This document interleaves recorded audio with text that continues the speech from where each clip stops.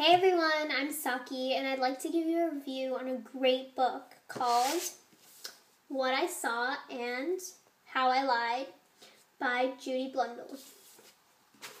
This book is set in the time of World War II, where, as of the beginning, they don't have the ability to use phones or cars, or wear dresses, short dresses, red lipsticks, smoke cigarettes, because all of their stuff is being shipped out to the war for all the people there who are fighting for the country.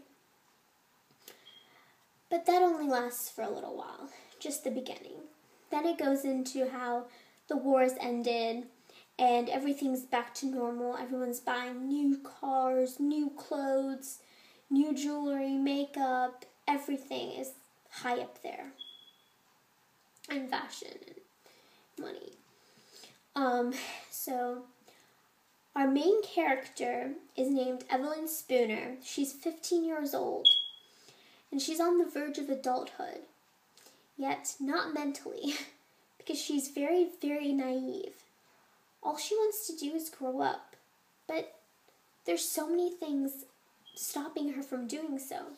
Like her mother, who is so protective, not letting her wear all this red lipstick, smoke, drink, So that, plus her naivety, is just holding her back. They have this trip after her stepfather, Joe Spooner, returns from war, where they go to Florida.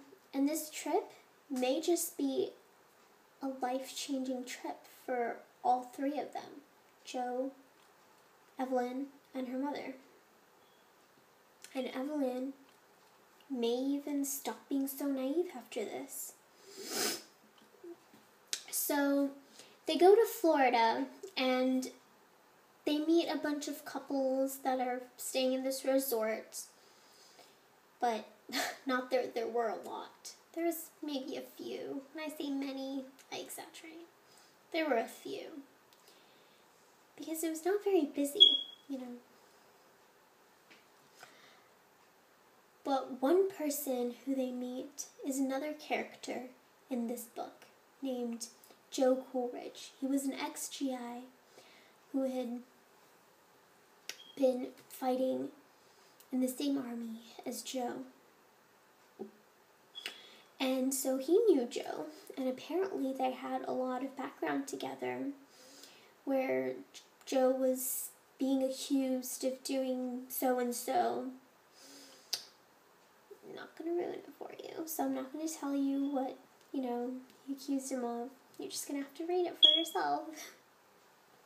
Anyways, so after that, Evelyn had already fallen in love with him, and, I guess that didn't make any difference to her, that, her father and him had some differences, and whatnot. She didn't care. She was in love with him. Then she found out that her mother was secretly being with him, and that still didn't change her mind. She still was in love with him.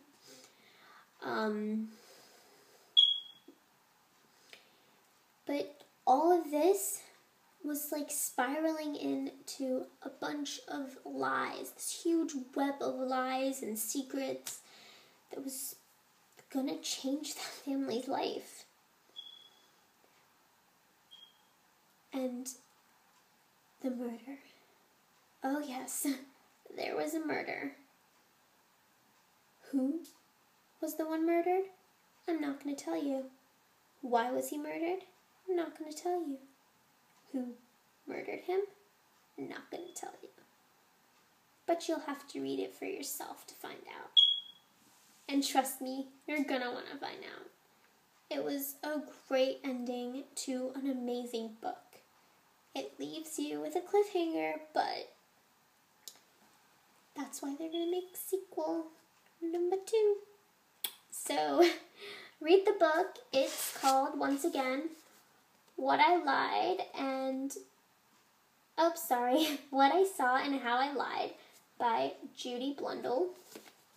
It's a great read, as I said. It has a few main characters, but those main characters are quite dynamic, especially the main character, Evelyn, who really has a changing, physical and mental state towards the end of the book because of all these lies and secrets and all this growing up that she's been able to do with that trip going on. Will Evelyn ever be able to forgive the people who murdered that person? I don't know. We'll find out. Bye!